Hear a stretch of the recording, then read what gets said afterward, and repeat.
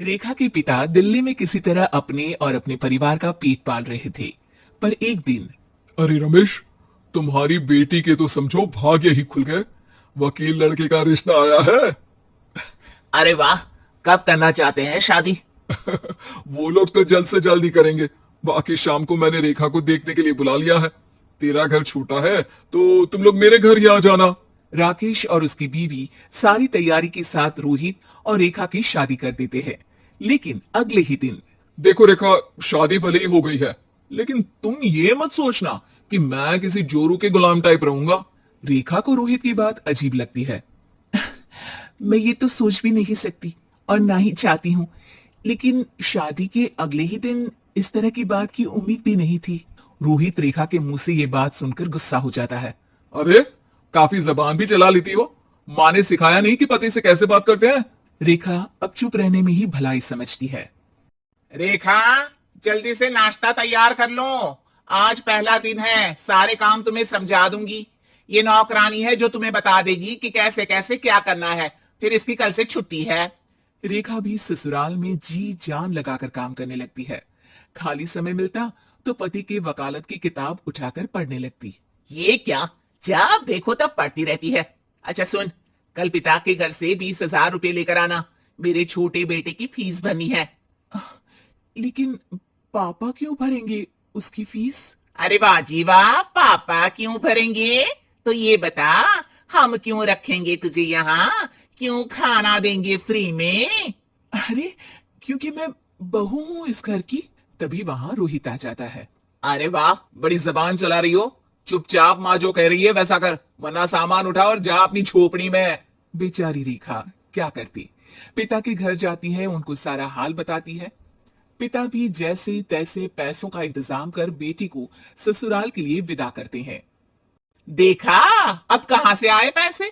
अरे बहुत माल है तुम लोगों के पास, बस सीधी उंगली से निकालते नहीं। नहीं नहीं माँ, पापा ने अपनी मोटरसाइकिल बेचकर पैसों का इंतजाम किया है। पता नहीं अब वो ऑफिस कैसे जाएंगे। अरे वाह भाई, ये भी हम सोचे। खैर, जैसे तैसे दिन बीतते हैं। रेखा जहां एक प्यारी सी बेटी की मां बनती है, तो वहीं उसका वकालत की किताब में ज्ञान और गहराता जाता है। हे भगवान, बुरे फंसे। ये केस तो लगता है कि मैं हार ही जाऊंगा। देखिए, मैंने आपकी इस केस की फाइल पढ़ी थी। इस केस को जीतना बहुत ही आसान है। वाह भाई वाह, यहाँ वकालत की डिग्री लेकर भी मैं समझ नहीं पा रहा हूँ, और तुमने रोटी बनाते बनाते ही केस समझ लिया। अरे जाओ जाओ, जाकर मुन्ने को संभालो। केस मैं संभालूंगा। ए लड़की सुन, जाकर अपने बाप के यहाँ से 3 लाख लेकर आ। पूरा घर फिर से बनाना है। छोटी की शादी करूंगी तो छोटी बहू को कहाँ रखूंगी? पूरा घर तो तूने घेर रखा है। ऐसा मत बोलिए माँ जी। पापा इतना पैसा कहाँ से लाएंगे? अब तो वो रिटायर भी हो गए हैं। हाँ, तभी तो बोल रही हूँ, रिटायरमेंट के पैसे तो मिले होंगे ना।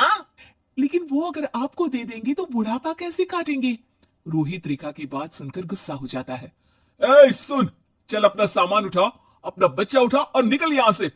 रेखा के लाख आग्रह के बाद भी रोहित और उसकी सास उसे घर में नहीं रखते। पापा, मैं तलाक चाहती हूँ। बेटा, मेरे पास वकील के पैसे नहीं है।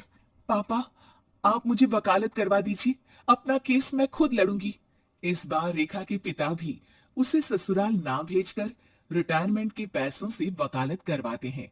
और फिर एक दिन कोर्ट के बाहर, रोहित, आज तुम अपना ही केस हार गए, वो भी उस लड़की से जिसकी तुमने कभी कदर ही नहीं की। रेखा, मुझे माफ कर दो। मैं इतनी बड़ी अमाउंट कहाँ से लाऊंगा? मैं हर महीने पैसे नहीं दे सकता तुमको। पैसे वहीं से लाना जहां से तुम मेरे पापा को लाने के लिए मजबूर करते थे। एक पिता अपनी बेटी की शादी उसकी खुशहाली के लिए करता है, ना कि सारी जिंदगी कर्जदार बनने के लिए। अरे, मेरे ही बेटे की किताब पढ़ पढ़कर ज्ञान बांट रही हो। वकालत की किताब तो ससुराल में ही पढ़ी थी ना। बिल्कुल, यहाँ मेरी गलती रही।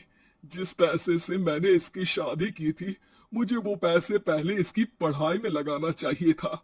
और आज रेखा एक जानी मानी वकील के रूप में काम कर रही है।